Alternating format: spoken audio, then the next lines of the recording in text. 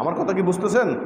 পৃথিবীতে আমরা কেনাবেচা করতেছি, আল্লাহ রাব্বুল আলামিন যে পথে জান্নাত রেখেছেন সেই কাজগুলো করলে কি জান্নাত ক্রয় করতেছি, জান্নাতের সামান ক্রয় করতেছি।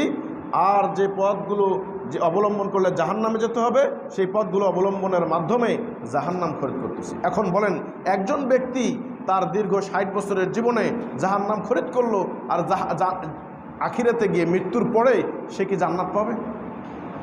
কথা বলে না। আপনি 60 বছর যাবৎ জাহান্নাম খরিদ করতেছেন, আপনার বিবি বেপর্দা, আপনার কন্যা বেপর্দা, আপনার বাড়িতে স্টার জলসা, আপনার সন্তান নামাজ পড়ে না, আপনিও নামাজ পড়েন না, বিবিও নামাজ পড়েন না, শুধু জুমার দিনে আসেন হাজিরা দেওয়ার জন্য। এখন বলেন কি জাহান্নাম খরিদ করে না জান্নাত খরিদ করে? কথা বলেন না কেন? এরপরে আসেন।